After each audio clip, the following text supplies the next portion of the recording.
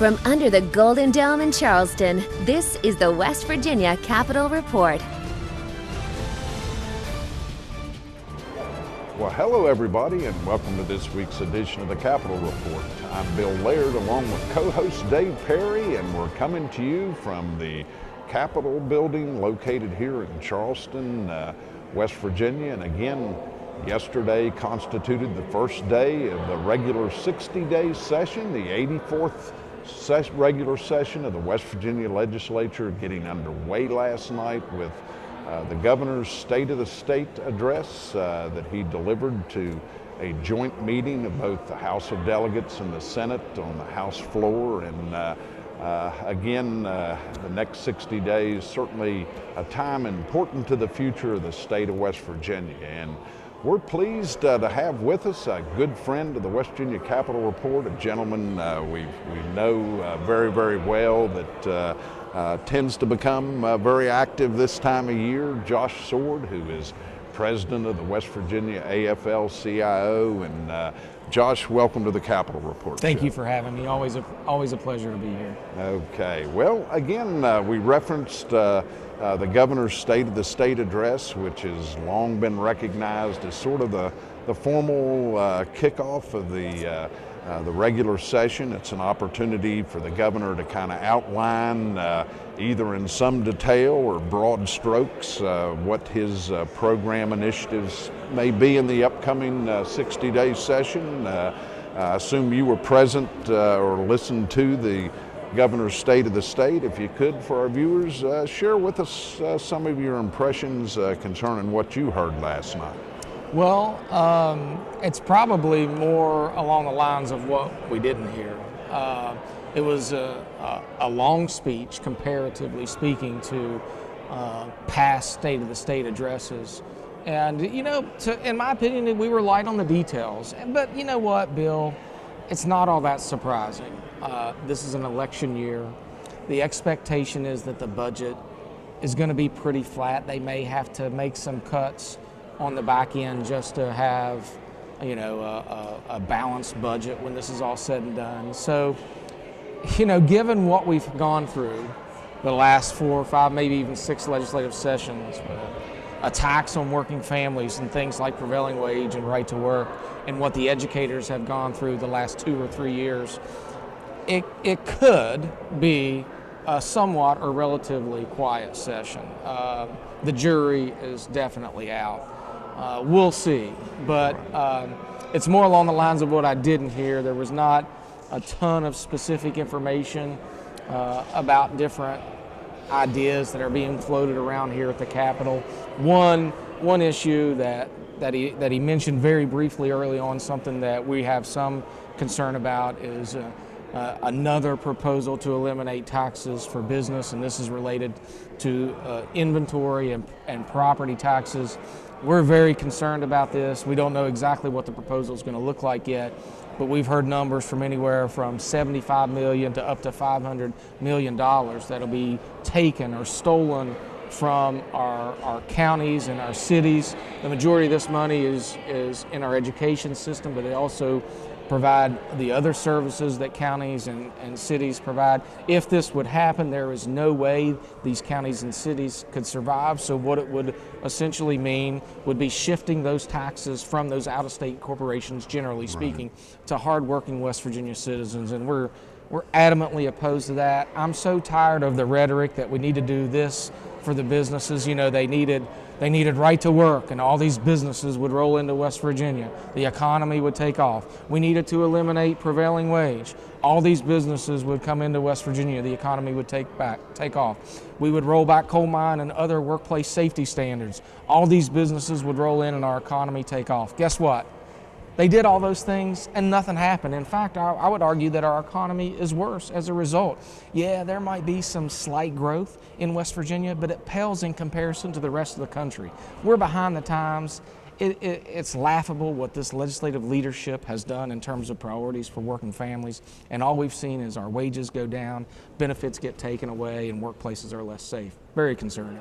Well, Josh, talking about acts and so forth that have been done away with in the past, I understand that the long-standing America Act Jobs Act is being looked at. There is this is something that makes no sense. There's a law that's been on the book for decades that essentially says if we're using public monies on construction projects in West Virginia, generally we're talking about schools and roads and things like that, then 75%, at least 75% of the workforce on those jobs should be local workers, provided that there are highly skilled and qualified workers available in the area. There almost always is. We never have a shortage of workers when it comes to that, because the building trades, among others, do a really good job making sure there's a highly skilled and qualified workforce ready for these jobs. For some reason, they want to eliminate the provision that requires us to use local workers. The only thing I can think of as to why they would want to do that is they want more out-of-state corporations coming in here, stealing our work, and bringing their workforce with them, whether it be from workers from out of state or out of the country. It's mind-blowing to me. I don't know why they want to do it. All it does is hurt West Virginia businesses and West Virginia workers, but we're hearing that that's something that the legislative leadership, led by Mitch Carmichael, who seems to be running not only the Senate but also the House of Delegates, it seems to be something that he wants to do. So we may be in for another big fight up here, just trying to make sure that West Virginia workers get a chance at jobs with West Virginia taxpayer money. So conceivably, not only West Virginia workers will be affected, but West Virginia contractors and businesses. Absolutely. It absolutely sets up an opportunity and it literally incentivizes out-of-state companies to bring in low-wage, out-of-state and out-of-country workers to do our work. And at the end of the day, not only do we lose the jobs, but the work. The result of the work being done by these workers that are less skilled and not qualified at all, in many cases results in the cost of the job being more, because they have to go back and fix all the things they mess up because you're not using highly skilled workers. Makes no sense. Josh, going back to the business inventory tax, which I think is, the major portion of the governor's speech related to taxation, and it appeared as if he was maybe appropriately cautionary about at least recognizing the importance of being careful with respect to that, and seemed to cite that those decisions impact 55 county governments in the state of West Virginia, in addition to county boards of education that rely upon those revenues. The stakeholders beyond just, the state can pass a law, but it has a rippling effect where the rubber meets the road, and quite frankly, that's in communities, our public school systems, in addition to local units of government that struggle with regional jail costs and other types of things. Are those the areas where you think that caution needs to be exercised, that sometimes you can't throw it up in reverse? Once you repeal something like that, you really have to make sure that there's adequate revenue to still operate government. Yeah, because our Constitution requires that there's a free and thorough education system in all of our counties, and if you withdraw a couple $1 million from, say, Clay County schools, there's no way that they could continue to provide that free and thorough and efficient education. So the assessor and the sheriff in that county would be forced to increase taxes on those individuals and families that own property to make up the difference, and it's just unfair. I appreciate the fact that the governor was somewhat cautious, but he mentioned it.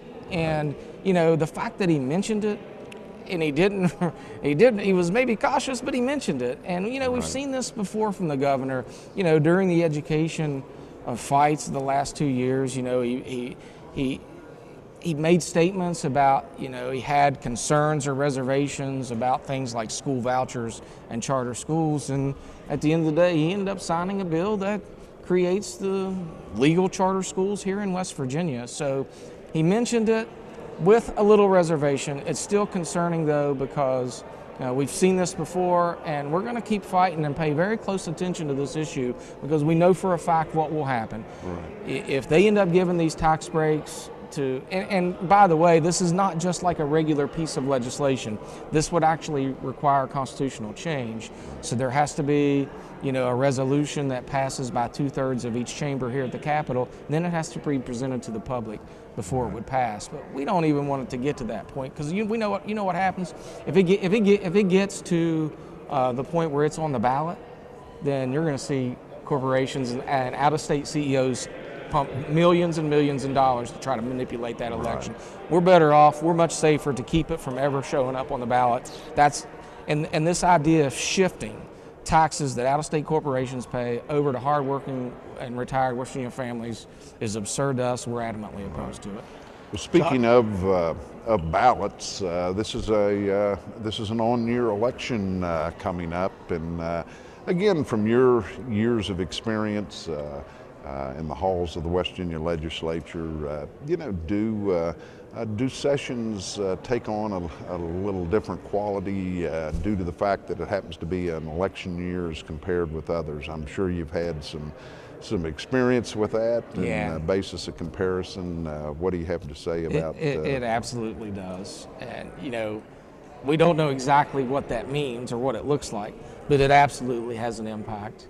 I've already had a number of people that didn't speak to me at all last year actually acknowledged me and said hi this week already. That's the kind of stuff that we're dealing with in an election year.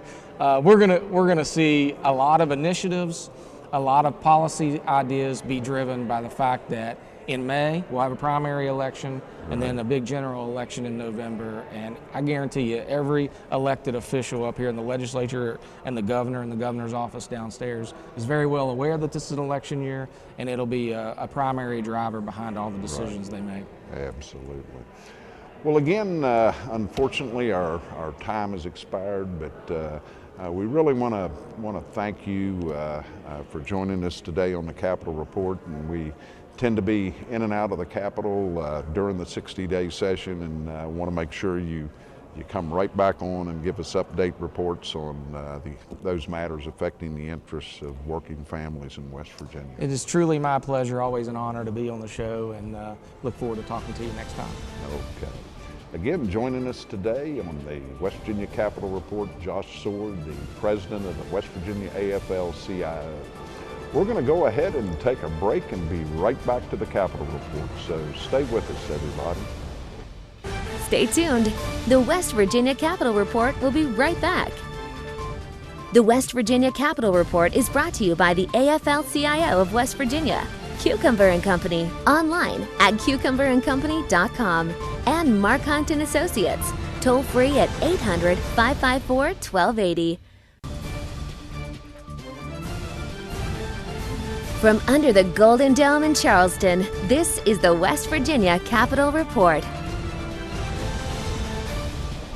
Welcome back to the Capitol Report as we continue our discussion about the upcoming regular session of the West Virginia State Legislature, which got underway last night with the governor's State of the State address, and we're very pleased to be joined at this time by a good friend of the Capitol Report, Mr. Fred Albert, the president of the West Virginia AFT, American Federation of Teachers. And Fred, welcome to the Capitol Report show. Thank you, sir.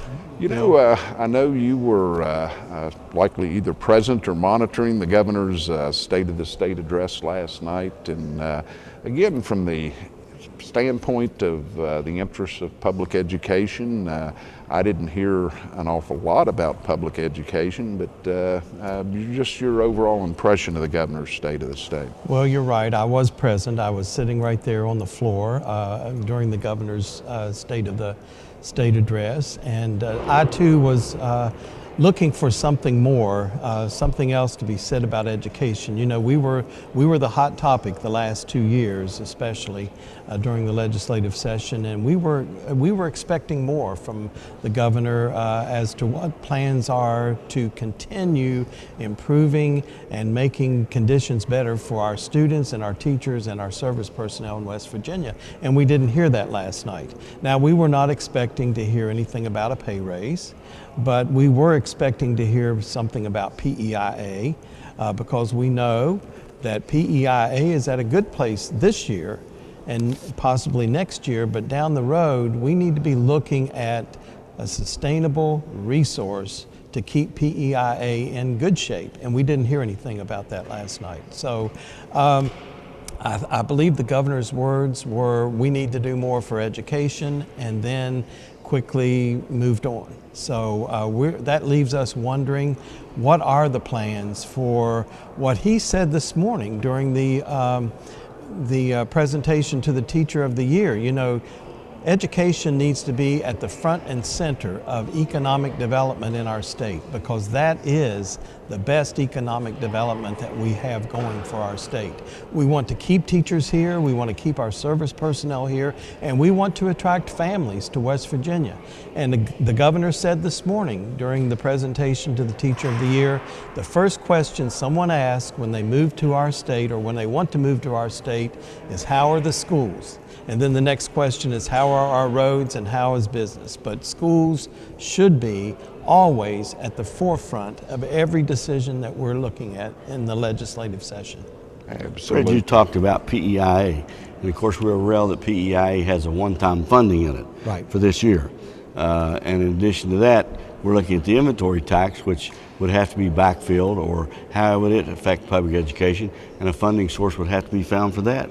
And that's very troublesome to us. We hear a lot about the inventory tax and wanting to take the inventory tax off of big business, but what's going to replace that? And I have not heard of the answer yet. And what our fear is, to replace that, it would become a burden upon the working families and on property taxes of the working families. We can't sit back and let that happen. So that's a real concern.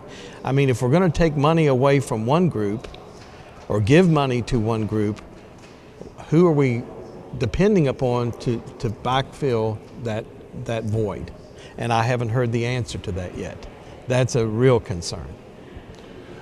Fred, again, you know, the governor portrayed his budget as being a conservative budget. There was some reference to, I think, a Families First Medicaid fund, sort of lockboxing some money, rainy day sort of reserves, those types of things. But again, for our viewing audience, one of the real concerns, I think, for the last 2 years from the standpoint of teachers and professional educators is a permanent solution to PEIA. And is it fair to say that what we have done is you know, sort of thrown the nearest bucket of water on what is obviously a short-term funding problem, but you know, long-term, I think we're still in search of a solution. We are, and I hear, Bill, I hear this all the time from my members.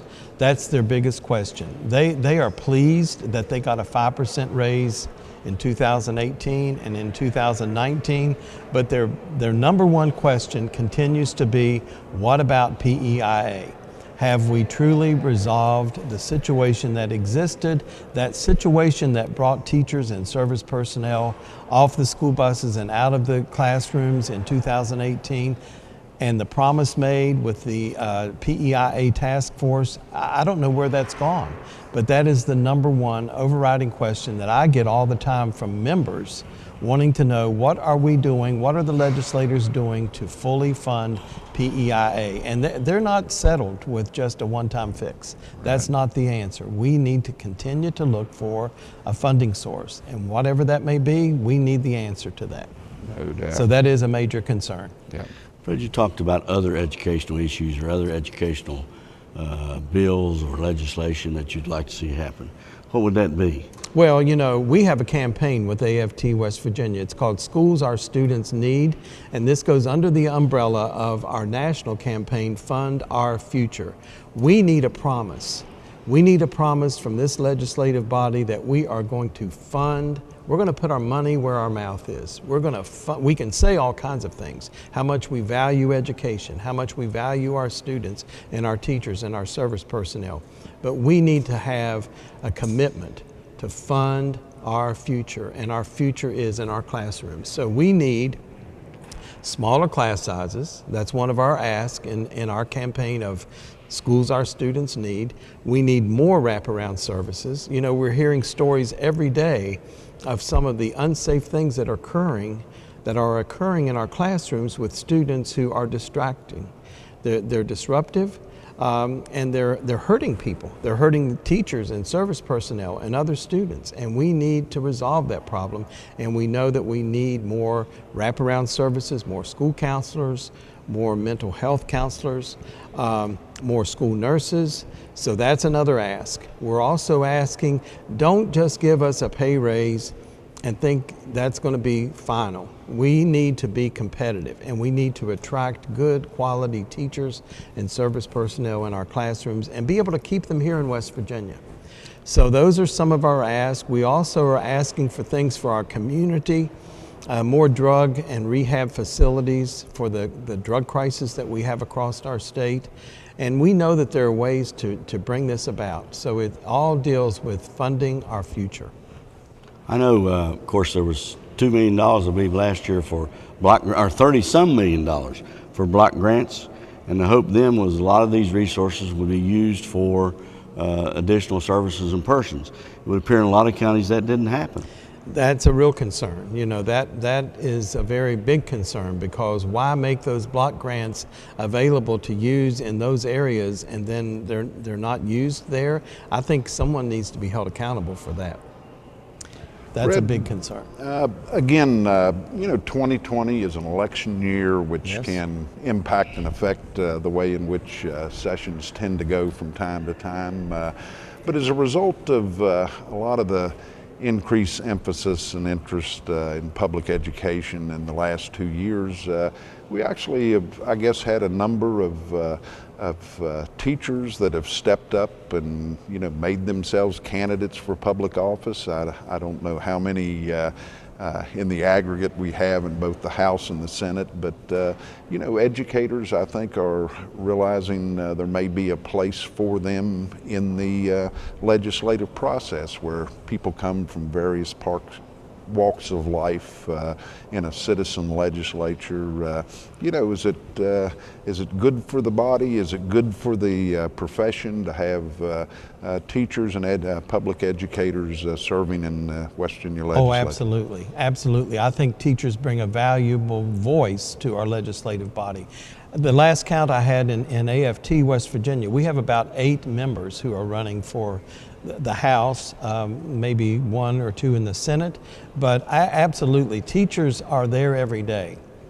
And our service personnel, we have service personnel serving in the legislature, and we need more, because they truly understand what our schools are all about, what is needed daily for our students. So I encourage educators who have strong minds and strong voices and are willing to step up. And it's not easy to be a classroom teacher and a legislator, but I encourage our teachers who are willing to do that to give more of their time and consider it. I think we need them in the legislative body. That's certainly always important, and again, the diversity of the body, people coming from various walks of life, I think that makes for a much more deliberative process. I agree with you. So, I agree so much. Well, Fred, unfortunately our time has expired, but good luck to you in the upcoming 60-day session, and hope you come back on the Capitol Report and give us updates periodically on the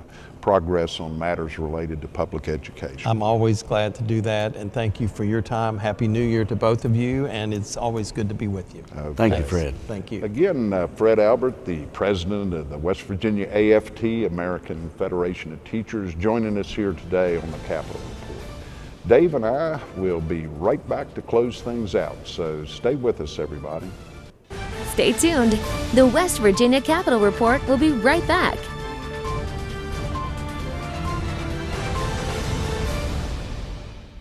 The West Virginia Capitol Report is brought to you by the AFI-CIO of West Virginia, Cucumber & Company, online at cucumberandcompany.com, and Mark Hunt & Associates, toll free at 800-554-1280.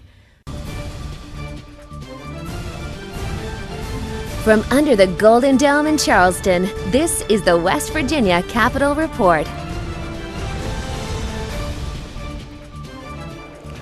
Welcome back to the Capitol Report as we close out today's show. And again, Dave, we want to thank our guests. People get kind of busy here at the Capitol at the beginning of the legislative session. Again, the Finance Committee is meeting, hearing the budget proposals from the various agencies in state government. A lot of bills still in the making, but again, things are underway, and look forward to working with you to bring up-to-date coverage concerning the work of the legislature to our viewers each week. Absolutely, Bill, over the next 60 days, and bring additional clarification so the general public will understand. Absolutely, and some of the times we understand, exactly. Sometimes maybe not. Maybe but again, to the viewers, we'd like to thank you all for tuning us in each week on the West Virginia Capitol Report.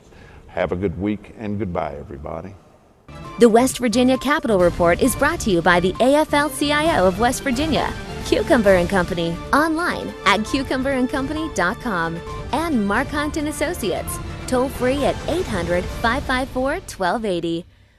This has been the West Virginia Capitol Report.